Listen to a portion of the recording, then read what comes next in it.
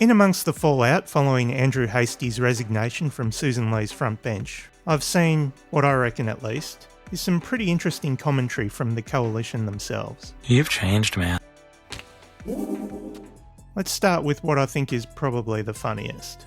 Jacinta Nampijinpa Price, you may remember, was booted from the front bench after making some fairly stupid comments about Indian-born Aussies, then digging her heels in, stubbornly refusing to apologise, before then going on to fail to declare her support for Susan Lee's leadership. Well, since then, Senator Price has retreated to her safe space, Sky News and 2GB, where she seems to be safe from anything that would remotely resemble a challenging question. Price jumped on 2GB for a friendly little chat with Ben Fordham to have a good old whinge about Liberal Party leaks that had occurred earlier in the week. Our party's got to get its act together. I mean, the leaking of a verbal submission to, quite frankly, lazy journalists is ridiculous. It's another attempted pile-on Andrew Hastie and also verballing our former leader, Peter Dutton, and something has to be done. I've written to our leader about my concerns about backgrounding and about leaking to the media. I wrote to Susan Lee. I sent a letter to her yesterday morning outlining my concerns and asking for her leadership on this matter. It needs to be brought to attention in the party room. I mean, enough's enough. It's just become, juvenile, this kind of conduct, and I'm pretty over it, to be honest. It's got to stop. It's got to stop. We look like, there's been commentary on the fact that we look like a clown show. Look, I love that for a number of reasons, but the biggest one is the absolute lack of self-reflection from Jacinta Price herself. I mean, a juvenile clown show would be a pretty decent description of the Libs currently, but what I'm not getting here is a sense that Price has taken any responsibility whatsoever for how the party is currently perceived. If the party is perceived as juvenile or a clown show, do you reckon any of Price's recent behaviour might have done anything to contribute towards that? I mean, punching down on a segment of the community and then stubbornly refusing to apologise when given the opportunity, that could be considered a little bit juvenile. Do you regret the comments you made to the ABC about Indian migrants? Have you apologised for them? So, I don't believe I have anything to apologise about. Then allowing the whole saga to drag out for over a week, creating an absolute circus out of the whole thing. I probably would describe that as a clown show.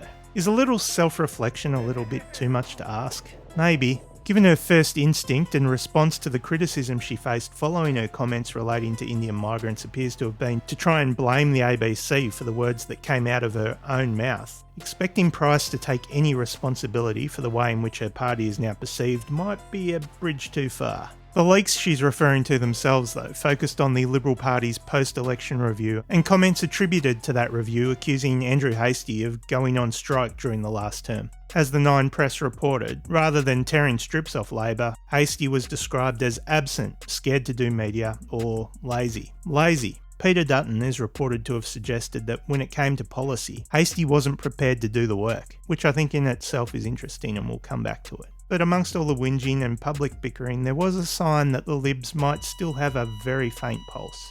And I mean, very faint. Whatever's just above flatlining, I think that's about it. Not technically, clinically dead, I guess. Yeah, okay, we get it. Anyway, first-term MP Mary Aldred is reported to have issued the Liberal Party room a very wise warning. If the federal Liberal Party is to continue carrying on this way, this is how we become like the Victorians. Ouch. Savage. The Victorian Libs have been an absolute basket case for years, and she's not wrong. Federally, the Libs are in a world of pain, although I'm not sure they've quite sunk to the Victorian Liberal Party level just yet, but they are well on the way, and if they keep on their current path, that's exactly where they'll end up. Back to Jacinta Price, during her freewheeling whinge with Ben Fordham, she jumped back onto her mythical mass migration unicorn that she seems pretty keen to ride around on. and indicating that Andrew Hastie might be keen to take a ride as well. Obviously, the issue of mass migration is one of great concern to him and, of course, myself, and an issue that we both want to be able to debate about respectfully. So him making that decision, I thought, for himself puts him in a stronger position to be able to address those issues. Suggesting that Australia has mass migration or uncontrolled migration, well, it's a fallacy. Fake news. It's fake. Phony. Fake. It's dog whistling. It's also a suggestion that even some in the Liberal Party are now prepared to push back on. Here's Alex Hawke on ABC's afternoon briefing. You know, there is a push out there about immigration at the moment, and people confuse immigration in Australia with immigration and what's happened in Europe or other parts of the world. There's been one of the biggest mass migrations of people from the Middle East to Europe in world history. That is different to us inviting people to come here because of their skills, inviting to come here and then asking them to be Australians and inviting them to be Australians and becoming Australians.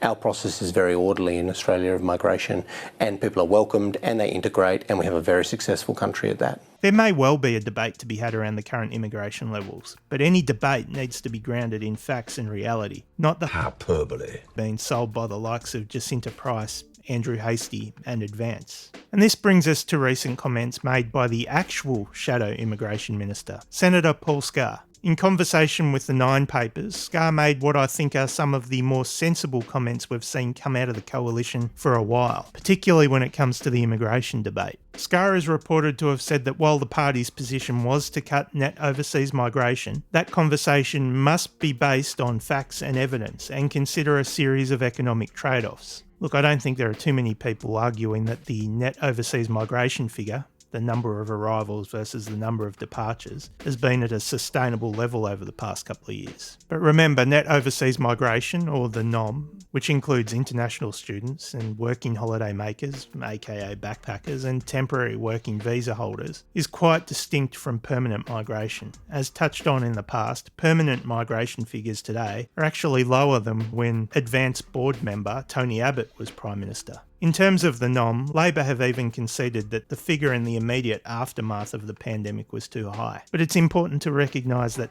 that figure is now quickly trending down and fast approaching the pre-pandemic levels. It's also important to recognise that the temporary spike in the NOM can be rationally and easily explained. It was just the result of a change in the movements of temporary residents, such as the international students, working holiday makers, and other temporary or bridging visa holders, as a result of the pandemic.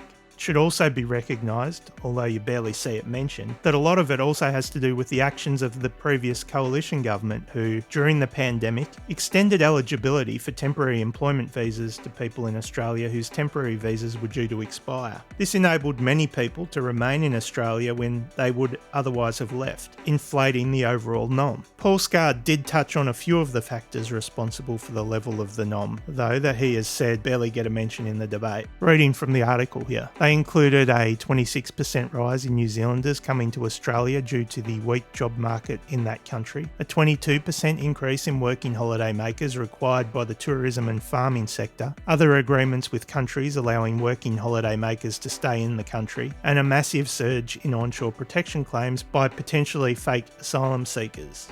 I think that one might need a little bit more investigation and context. Anyway, he did leave out the decision by the coalition government, but still, there were some decent points there. You've changed, man. People like to forget about the pandemic, and fair enough. But we need to remember what happened when the borders closed, and the NOM dropped below zero. Take the fruit industry, for example. Millions of dollars worth of fruit was left to rot on the vines because there was no one to do the picking, and that's just one example. Paul Scar was also quoted as saying, "The policy needs detail. You cannot get away from doing the hard work."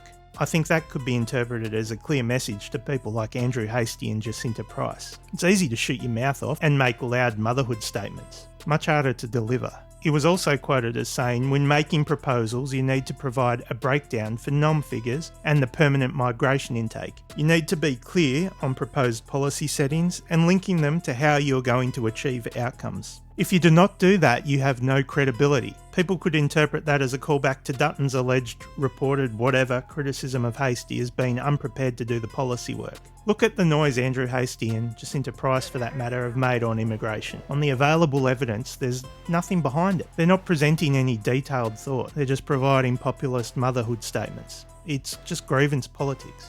Their talking points are amplified by well-financed megaphones like Advance and Sky, but there's no detail there, and therefore no credibility. Immigration policy is a complex beast. It's easy to say the numbers need to be slashed. It's far harder to say how you would do that. We saw this firsthand in the lead up to the last election. As the wheels started to fall off the coalition, they went back to immigration, putting forward a position that they had slashed the migration figure. They even provided a number. That position lasted all of what? A day? Before they were walking it back upon realising that committing to slashing migration would be an act of economic self-harm. The same applies now with the NOM. If you say you want to cut it, what specific visa classes are you going to cut? International students? What impact will that have on the higher education sector? Working holiday makers? What impact will that have on the country's seasonal labour market? What impact does that have on farming and tourism? I'm happy to see politicians debate the policy settings, but the debate needs to be grounded by facts and reality, and our politicians need to be transparent about what impact their decisions will have on the country. But if all that politicians like Hastie and Price are prepared to bring to the table are detail-free populist slogans, then they probably deserve to go straight in the political bin as far as I'm concerned. Because I have to agree with Senator Scarr, if you're not prepared to bring the policy detail to the debate, then you've got no credibility. Don't forget to like, comment, and subscribe.